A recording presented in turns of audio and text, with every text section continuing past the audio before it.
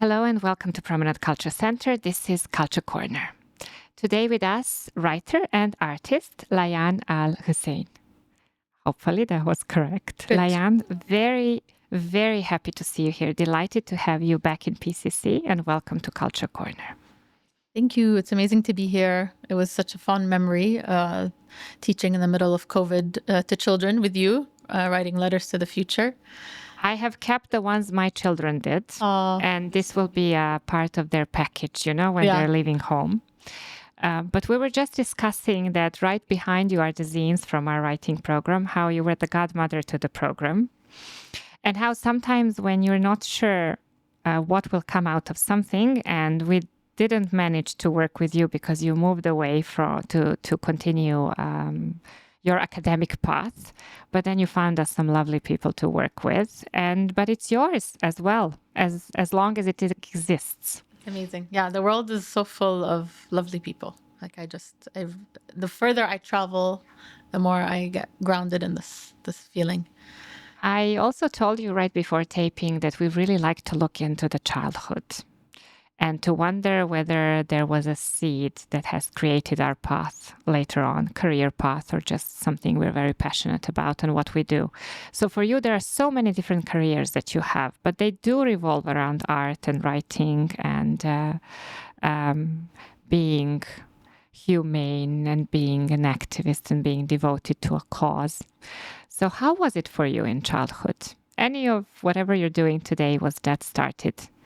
I was a really sensitive child, one of those bookworms that always felt different, not swinging from the trees, definitely not, just kind of quiet and in the corner. We would have been best friends. Observing, so. Yeah, I'm sure. So there was the art that grown-ups would encourage, and there's the art that grown-ups wouldn't encourage. And the art that grown-ups encouraged for me was writing. I remember, and reading. So, I remember being taken around to classrooms when I was quite young, I think age 8, and I was reading an advanced level, and they made me read in front of all the other kids to show them that someone really small could read, And then they would have me also read my essays out loud whenever I turned anything in. And there was one specific one where I had seen a field of sunflowers in Switzerland. My parents took me to Switzerland, and I was so struck by that. And I remember the notebook was also the same color as sunflowers, bright yellow. And I was reading about sunflowers at the front of the classroom. And that was maybe one of the first times I felt like an artist, this is what I meant to do, is write and then read those words to people. That always felt natural. Does it still feel like that? Yes, I think so. But then becoming a grown-up is really a miserable thing. Yeah, true. Right? As they say, a bad hood of all the neighborhoods. Yeah, yes. The worst hood, adulthood, yeah. So there is this sense that life is mundane, so you don't write about it. And then when you do finally write, it's like it's spilling out of you. And then you come back a few years later and you're like, wow, I'm really glad I wrote that down, even though at the time it felt so mundane. So I keep encouraging myself, don't forget, even though this is I have a 6-month-old baby, even though this feels like one long, endless day of, this sleep, eat, diaper, eat, the cycle. One day it's going to feel like the most poetic, glorious thing. It does to me. I can testify. Yeah. So finding, it's like a parenthesis, the art is a parenthesis. It's like life is happening and then you say, but it's beautiful, or but it's special. So remembering to do this moment, I like that. And then the school, was it restrictive for you, or did you find support there? Well, so I went to a British school and an American school, and the British did not appreciate my spirit.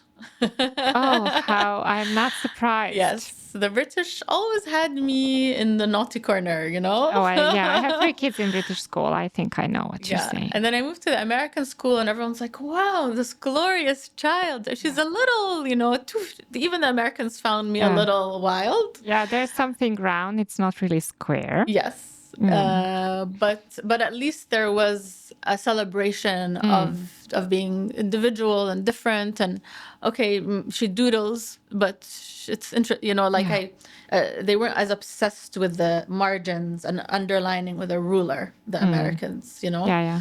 So once I switched, it was better for my character.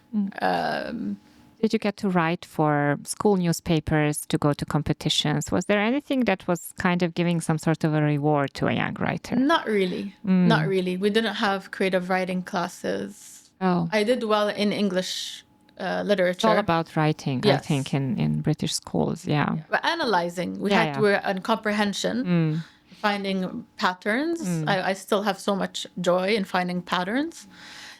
But they would ask you, to find the metaphors and all this. And I loved that. So that's why I went to University for English Literature. The government at the time was paying for English literature majors.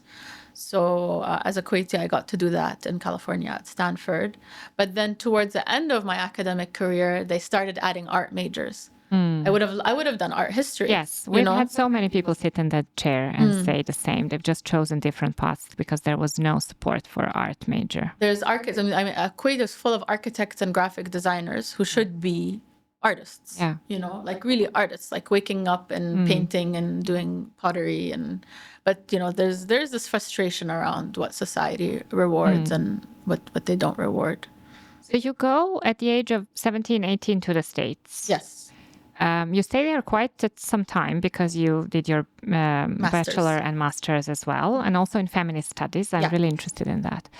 And how was that experience? So is this a first major change from your usual cultural setting? Oh, it was devastating. I didn't expect to have culture shock, having grown up so Traveling, Americanized, probably, yes. in an American school. And I remember the first McDonald's and Burger King, we really grew up with a kind of cultural imperialism, right? So I didn't think the transition was going to be so much. But one of the still kind of most unsettling moments of my life was going to my first a dress-up party in university. And I wasn't dressed up. I didn't know anything. I just walked into this party. I think I'd been there for a week. And the theme of the party was an airplane. And they had turned this student house, it was a fraternity, into an airplane. So they put wings and airplane seats. And I look around me, I'm taking in the scene, and there's a guy wearing a keffiyeh.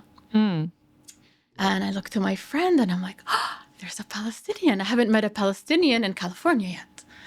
Let me go speak to him. And I go up to this guy and I'm like, hi, I'm Palestinian too. And he turns and is wearing a gun. Oh. And my friend looks at me and she's like, "Hun, I think it's a joke." And I was just I couldn't even, it took me more time, time just went raw because I really was processing. And then by the time I kept looking and I saw him, okay, there's I saw the whole scene. He's a terrorist. He's dressed as a terrorist. And that's who he thinks just wearing a keffiyeh. That's it. There's it's that clean of a process for the American. And I don't think I've been the same since. This is early 2000s? Yeah, early 2000s. It would have been 2000. When did I graduate? Who am I? 2005. Yeah. Yeah, September 2005.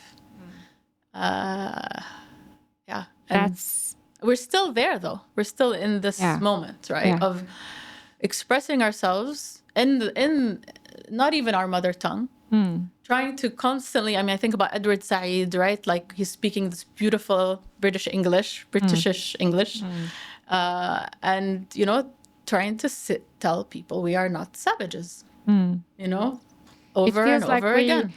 It was always there. It's just that there are times that we feel like, oh, it's peaceful. And then we just come back at the same people stronger against them, picturing them, painting them even worse than they were. Yeah, dehumanizing, completely, on deeper and deeper levels. But also, yes, we come back and there are more allies every time. There's more people. Probably never more than now, if I'm not gravely mistaken, because I see changes with my own friends. So I come from a European background, which is funny to say because Europe is so divided and so different. And I always say, like, a Western European would never consider me a European with my Eastern heritage. But I also come from a war-torn region, so I have excellent detectors for when people are just in for the blood. Without any previous knowledge on anyone, without any understanding, those without people usually any have connection. one or two talking points that they just circle around. About it. So this is the moment you have in the very beginning of your stay. Yes. And then slowly found my people. Yeah. And, started attending activist meetings. And maybe the closest friend I still have from university is someone who I met through activism and through spoken word. I had I joined the Stanford Spoken Word Collective. So writing to speak in front of an audience, like we said, was kind of what I was meant to do. But then also finding these messy places, the places that adults don't want you to run into, the places they don't perceive as like, oh, you'll make money that way. Yeah. Embroidering and painting and just making messes, I think is very good for me, actually. Oh, I wanted to ask you about the concept of identity. With artists, we usually talk about this. And just recently, I spoke to Celia Koop, and we were talking about what is identity and can we choose one? Can it be imposed on us? What is an identity of an artist? So if you're happy to share, so your Palestinian heritage, your Palestinian identity, was it always with you? I've heard a lot of Palestinians find their identity in this past year because in the meantime, they've been Kuwaiti, American, belonging and living in different cultures for generations for the known reasons, but never really tapping into that identity as well. But from what I've read some parts on your website, the stories of your grandparents. So it was with you always.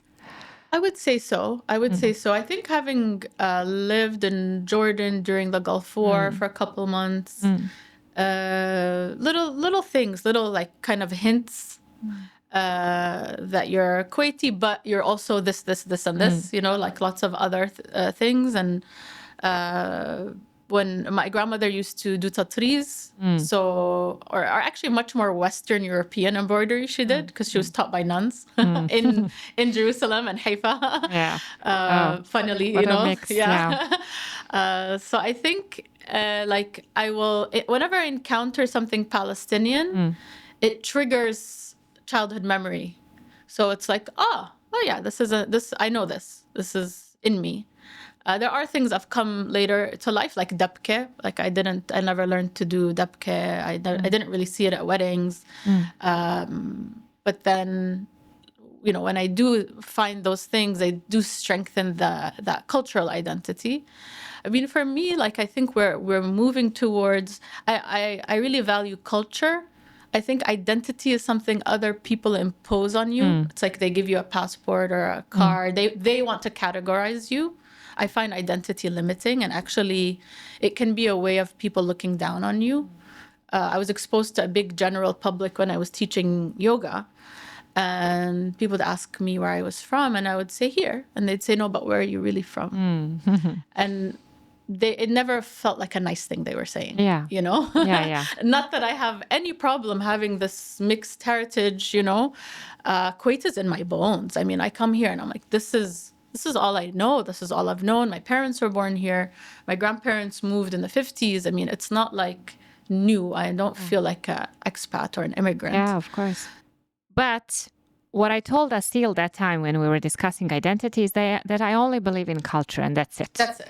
Because in culture, I feel comfortable. Yes. So I'm super comfortable with Sadu weaving, of course, because there's weaving that came. And how did weaving come to the parts where I'm from? It came through the prayer rugs. And now it adorns every church and every home. And, we have so many symbols that are very similar to local symbols and that speak of the same depth of emotion and devotion to children, family, love, and so on.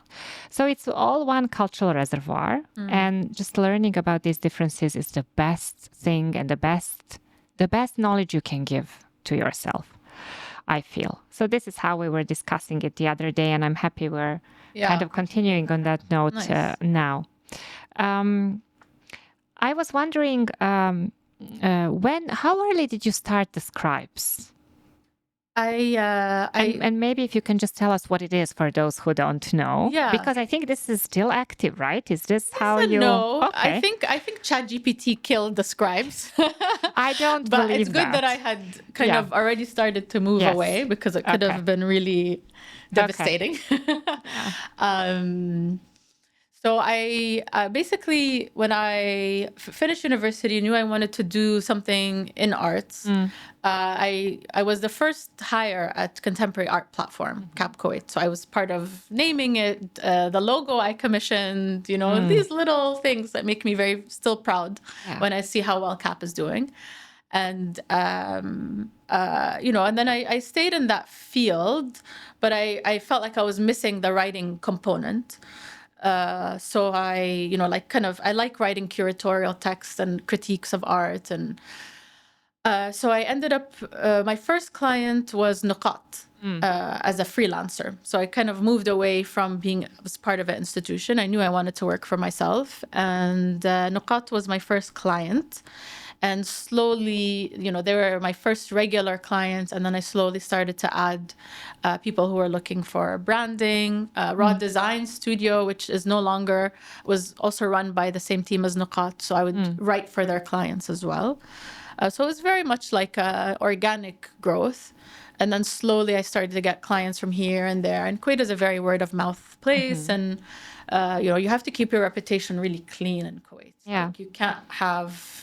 You lose one client, there's like a web of people that are gone, So you just have to stay very professional, deliver things on time. I mean, the things that are really basic, unfortunately, are not part of the work ethic here, like communicate. Even if you don't do something, say you're not going to do it. The person can open a new WhatsApp chat, ask someone else, True. This kind of thing, I think, made the scribes pretty successful, pretty constant. I had a really good roster of clients. I've worked on a lot of exciting things. I felt like I was a voice actor, but through writing. And in one day, I could be like tasting ice cream, literally, to name it. I remember being like, okay, I just unlocked something, a childhood fantasy. I'm eating ice cream at work, for a living. Right? It was either that or naming nail polish. Like I needed to do one of those things before I finished this chapter. And then I would be all of a sudden at an insurance company, and there's like a guy with a stuffed owl and his name on the desk and like just very different energies. And you have to be able to write as all of those companies. But I love how you kept it real and how you kept it at equal quality, no matter whether it is the nail polish or something. Because if I'm not mistaken, the first time I learned about you was through Scribes, and I realized you actually have. Did you have a shop? Was it a shop with different products from different lands? I mean, that sounds like something I would love to do. No, but was it okay? Let's find out what I have. What I remember. Was it or was it the stories from different lands that you had? Yeah. I traveled a lot. I would go from the region and beyond the region, and maybe you were actually presenting or talking about something that I kind of thought maybe it's an object you can buy. Maybe I've always been very allergic to selling things, by the way. I was this thinking is about why that I on my thought way here. it was not like a shop for like mundane things. It was more like artwork, and this is how I remember it. But it could be that it's just the stories behind these things, because I felt like there was heritage in it as well. And I always react very positively when I see that someone wants to devote themselves to protecting heritage, which is so difficult nowadays, and it's so easy to steal everything. So this is how I remember it, and I remember getting in touch. And we actually wanted to do some translations. Yes. And then COVID stopped us. Yes. And then we wanted to do a website, and then some other things stopped us. But we managed some things, and hopefully we will work on more. I think this is the beauty of a connection, because we always come up with new ideas. Yes. In the meantime, there was a whole lifetime that has happened to you. And I want to ask about that. A few, actually. A few lifetimes. Yes, correct. I want to ask two things, actually. So one is, again, if you're happy to share with us, you traveled to Palestine. Yes. That was before COVID, right? Or after? Yeah. Okay, or just as things started to be. I mean, the gods smiled on me. Yeah. Like, it was just my professor, Tina Sherwell, helped me to apply to an art residency, and then family friends with like incredible connections helped me to figure out how to get there. And it was... Because I was going to ask, you cannot sit on a plane and just leave. So that must have been a hell of an organization. It was, yeah. Up till right before I left, I wasn't telling people I was going, because really it could have or couldn't have happened up to the point that I was even on the land. They could have turned me away. My mom has been turned away for her last name. My mom's family is from Gaza. They have they know all the names of Ghazawis, and they didn't let my mom in, even though they'd let in a whole cultural delegation from Kuwait to do like a charity tour. So it could have gone either way, and I was really lucky. I had to really play down everything I do and everything I am, and I took down my social media, my Tumblr, my Twitter. I have all of these screenshots of things that I would have loved to just keep up on the internet that I took down, just so that my presence online seemed less threatening. And it's amazing what is threatening. It's culture. Yes. Culture is threatening. Yes, because when you want to kill someone, you have to kill the culture. Yes. And it's amazing that it lives on. It's transmitted. It's like a bacteria, or a virus. It's unseen. This is culture. That's why we call it a culture, right? We culture bacteria on a petri dish. So this is why we cut down trees and ruin the fields of time. Because that's the cultural identity we're talking about.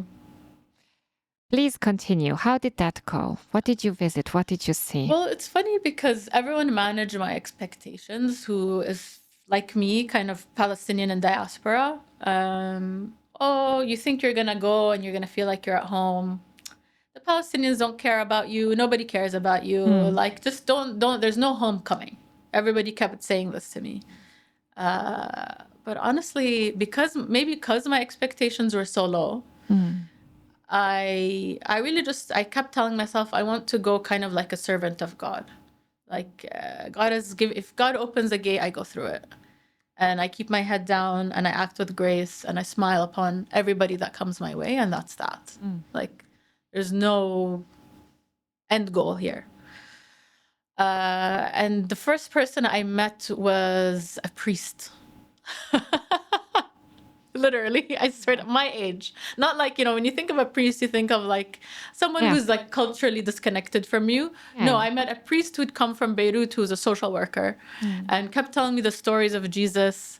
And I felt like I had kind of come into the Holy Land with a holy person, And everybody was like, there's a funny stereotype about Palestinians that come to Palestine for the first time.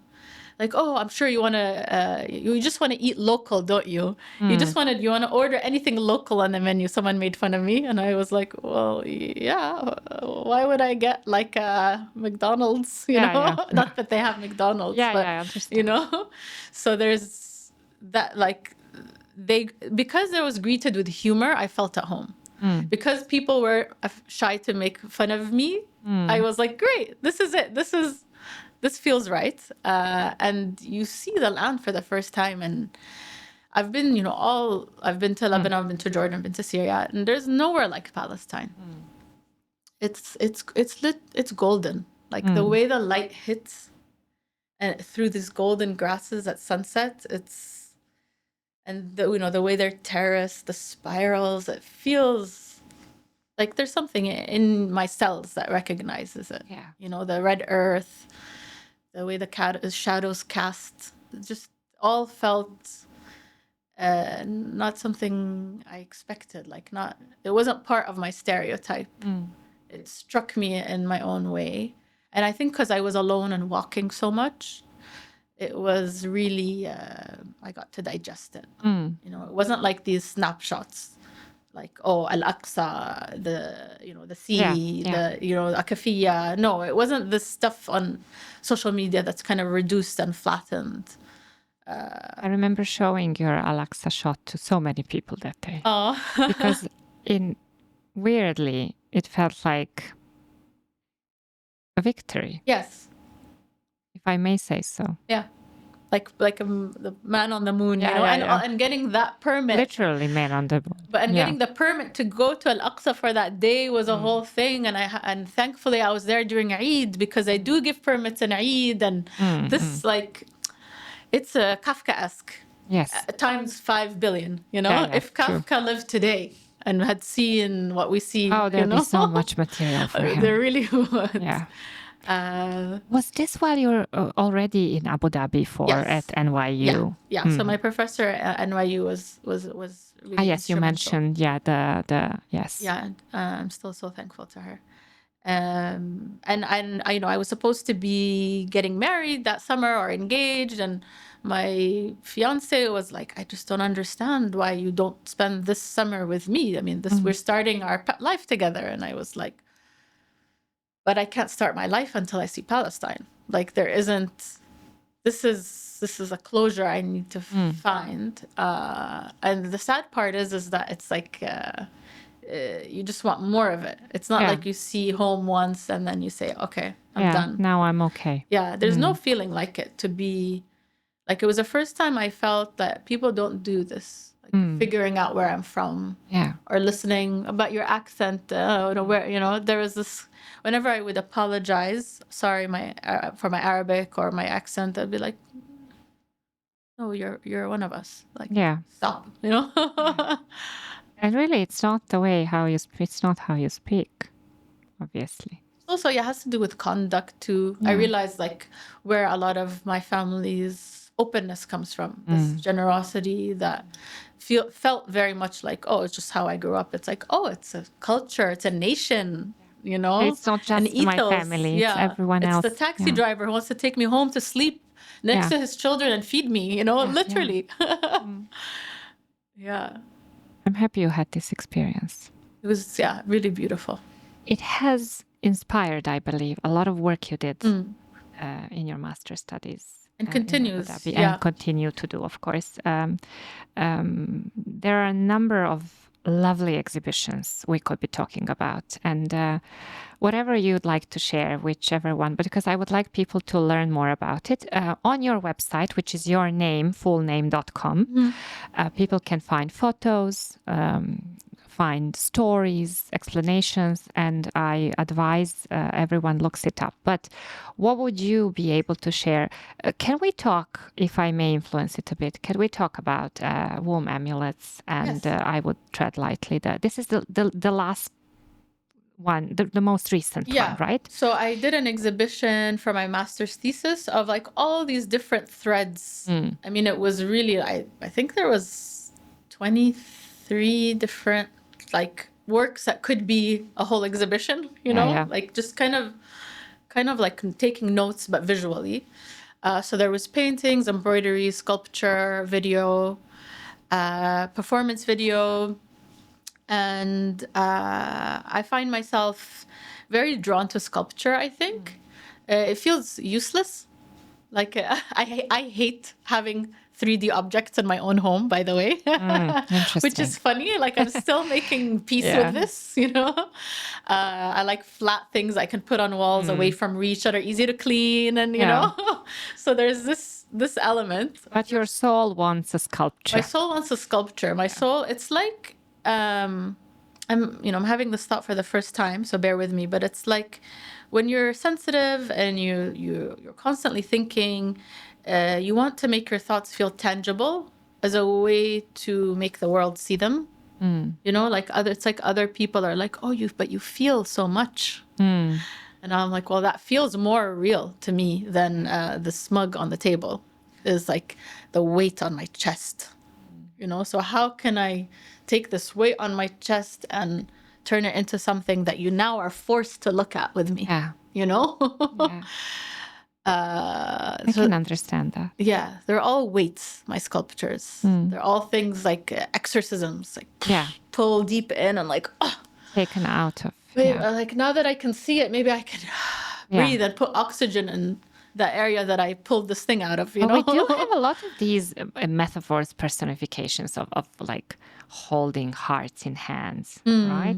To me, that's very real. Yes, and thinking about like organ size. So the womb amulets were, I made a lot of spheres that were the size of my fist. Like the heart. Which is the size of the heart. And I emptied and carved them out.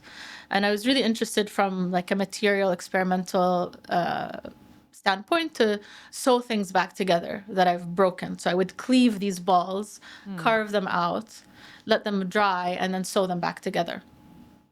And sew them back together using fabric that I had dyed myself, using iron oxide. So coming back to this red earth, like the red earth haunts me. Like I'm obsessed with it.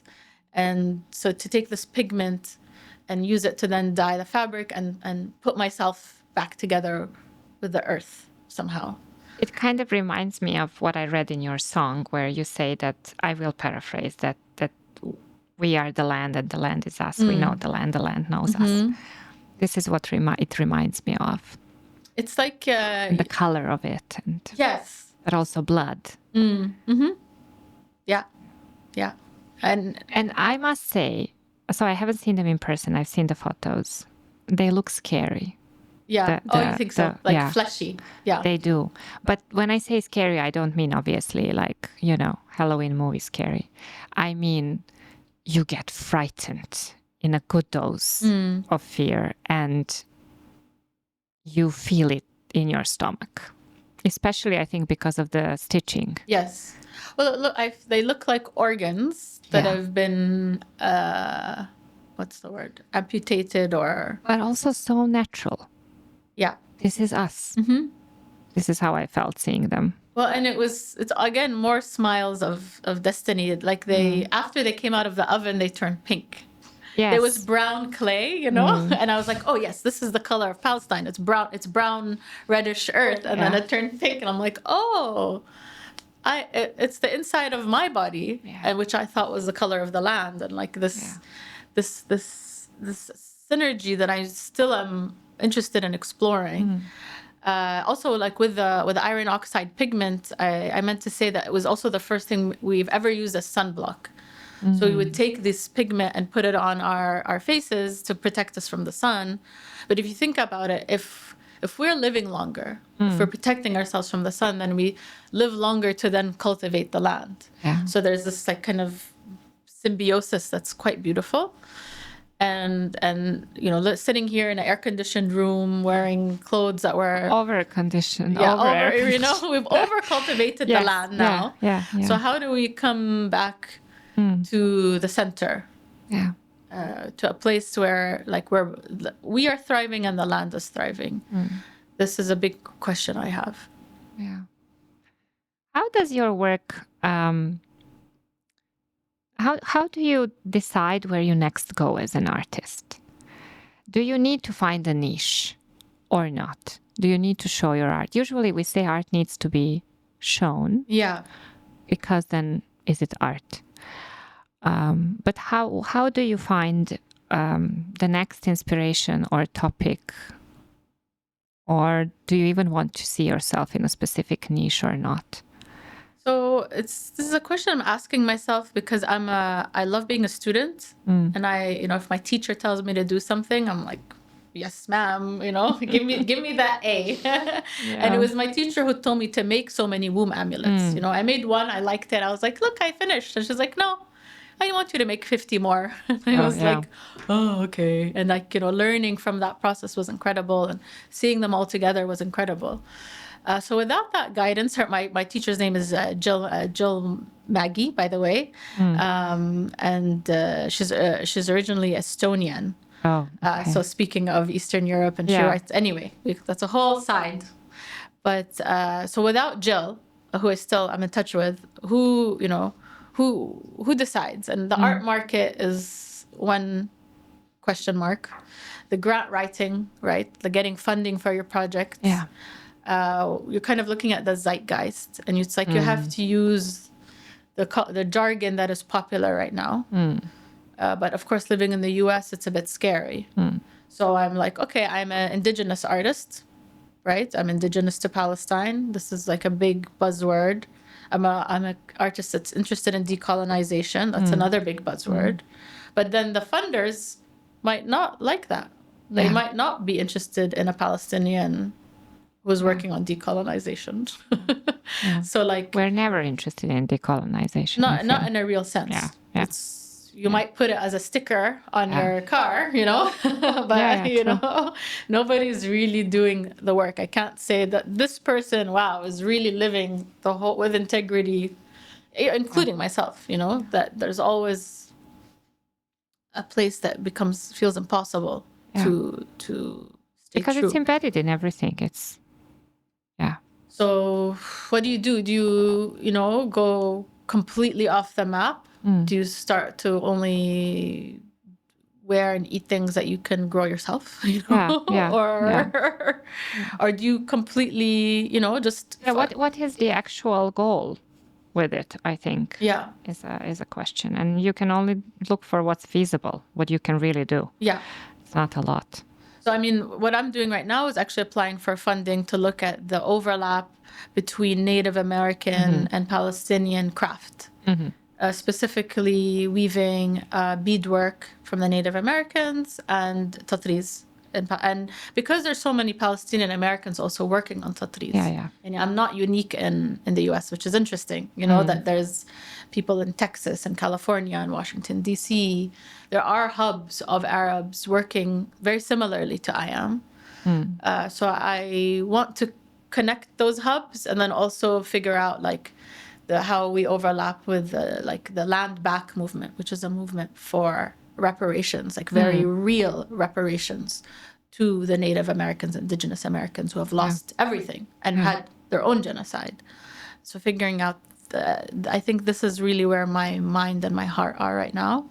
And I have so much to read, and I want to explore, and I'd like to travel, and seeing, I'd love to see what comes out in my art practice through those travels, but also going back to I would tread lightly and continuing some of those threads. I think, I showed some videos on iPhone screens, and they were kind of sketches for something bigger. I think there's more there. Speaking about this weight, there's still a weight on my heart. It hasn't gone away. I haven't sculpted it into a way yet. There's more heavy. The heaviness just gets heavier. What's happening in Jabalia in the north of Gaza is just very burdening to all of it, to humanity. I think we're all smothered by it. I'm not alone. So this is our only reality, actually. The real reality is that we can go to vacations, we can wake up, go to brunches, go to schoolwork, but this is the real world, actually. Yeah, I feel like there's a scream, and everything we're doing is so that we don't hear the screaming, like the drone that you hear in the background. We will live the consequences of it, I know, or our children will. Yeah. This is what is on my mind. I'd like to ask you about Stitching for Palestine, which really is connected to the work you're doing constantly. And I know you've been embroidering and doing it at school as well. But now there was an actual need to do something. And you say it very nicely on your website. When you're feeling helpless, there are some things you can do. And it's also community building. You did it in the States. Yeah. Yeah. So I really, when I was pregnant, I was like, okay, like this is the last chance, really, like let's move as one person very quickly now, before we move as two. And I felt very called to fundraise for Palestine. Although, we don't even know what's reaching there and what's not. And I wanted to share tatreez with the community and make a public artwork. I had come across this motif in my research, which was a graveyard or a cemetery from Khalil, from Hebron. And I was really struck that even existed. And it felt, with all of the reports that we were reading about unburied bodies, I felt like I wanted to stitch a burial site or even a shroud like we do in Islam, where we just bury the body in white cloth. And it's awful for me to think about these garbage bags too, filled with, it makes me just nauseous. So trying to think about what kind of dignified burial these people, these souls deserve, and how to bring a community around that's feeling the same way, and just to feel less alone together. And in case it was, if people finish a grave site or they feel very dark doing it, they could also stitch flowers for the grave sites. The way the community came together was also miraculous, because I had actually pitched it to a different organization, and it turns out that the woman running it, who was also having a baby that month, was a Zionist and didn't want to greenlight my project. And she said it made her uncomfortable. So living in America, already feeling so far from home, people, you put all of your passion on one page and you send it out and someone says, oh, it's not comfortable for us. I felt very, very disappointed. Reached out to another stranger, someone I hadn't met in person ever. Told her what had happened, thought she might be interested, and then she just kind of constellated me to a bunch of other people. I wouldn't have even spoken to her if I didn't get a tarot reading. It was a whole thing, where within 5-6 days I had found a home for the stitching. And all of a sudden, I put out a call for volunteers, and all of a sudden I had more materials and more people than I knew what to do with. Oh shit, okay, you sit here and cut that, and you tell her what to do, and this kind of... This heavy world sometimes surprises us. It's amazing how everyone was feeling suffocated, and then this was like a chance for everyone to act. You had people from all areas of life, I'm guessing. I'm really interested, given that the States is just a mix of so many different people. Yes. I'm sure a lot of people who really needed a respite or just to feel worthy and to feel they're doing something meaningful came with actual connections to Palestinians or are Palestinian. But did you have others too? So many others. Yeah. Lots of art students, more men than you would expect, just straight dudes who had never held a needle before, that energy was there. Lots of Arab Americans who have stitched before and just wanted to stitch with other people. Someone, the person who was running the committee at the Zionist organization quit and joined and ran the whole thing for me, quit this whole organization. So there was this amazing, it felt like a microcosm of what's happening in the world. We're I'm sick of this. Yeah. The emperor is not wearing clothes. Yeah. Yeah, exactly. He's naked. Yeah. And I see you. And there's that kind of, everybody who's there is yep, emperor's not wearing clothes. Let's stitch for Palestine, And yeah, it was quite full for a month. The stitching kids came, and I'm hoping to launch it in my other homes, Kuwait and Abu Dhabi. Yeah. and see if we can make a kind of larger artwork. Community? Yeah. And have a place for people to show up. Oh, yeah. Like, obviously, number one is fundraising. Yes. Number two is community. And number three is having fruits to the labor. Yes. And having these incredible connections that will, last. Yeah, I'm still, the friendships that have kind of come out of that time, I would say, are the most solid and comforting to me back in the US now. So our presence is also our future in a way. And what you're doing now is what you're doing for the future as well. And you've shared with us your plans, some of your plans. Is there, if time allows you and the heaviness maybe kind of leaves your chest at some point of time, are there other things you were hoping to tackle into and try? Yeah, I want the spaces for artists' mothers and their children, right? I dreamt of this before I ever even met my husband, that there would be some place that families could go together and everybody has a creative alone time, and then the families all come back together at the end of the day. So you're not leaving your children, but more like everybody goes to work and comes back, and it's like in this kind of safe space where you're not wrecking the environment to get there. You're not, What a lovely, lovely idea. I'm signing up. Yeah. Let's think about it. Yeah, for sure. Before COVID, actually, I was really obsessed with the idea of traveling on land places. There's a guy on TikTok who's doing it, Omar Nok. You should look him up. He went from Egypt to Japan without flying.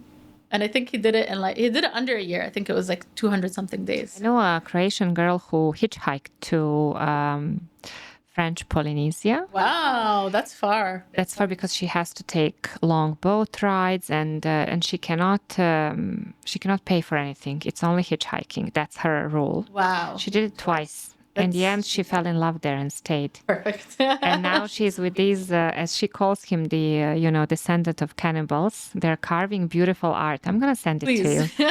And they are having these tours when tourists come and showing them the land and everything. And she's this tall, blonde woman in this, specific land. And her husband, I believe now husband is just total opposite from her. And they're so great together. Amazing. I love it. Yeah. Yeah. So and she hitchhiked through Iran, which is one of the, highlights of the whole. Yeah. So the Iranians are amazing. I've been to Iran and they were the most, I think the only culture I've seen more hospitable than the Palestinians. Yeah. Well, I hope you get to do it, to travel by land. Slowly, yes. Yeah. Like this, I see a space of slow creativity that's really not inactive, just relaxed pace. Yeah. A balanced, relaxed pace of creation. Thank you so much for the time today. I feel there are so many things we didn't even speak about. You are a yoga instructor. You mentioned tarot reading. I remember we did that in COVID. Yes. And you did so many things. You always have an idea of how to try to support and fundraise, and through the skills you have, through the knowledge you have. We hope you continue doing it with the same might and passion. And we're definitely looking into creating something together again. Thank you, Liane, for today. I feel much more optimistic. I came in feeling down on the world today, but it's nice do too. To feel and even though it sometimes lasts for a while, and I try to put that into work, I think when I told you that sitting here meeting people just kind of gives me another hope for the world. We'll see you soon. Very special. Thank you.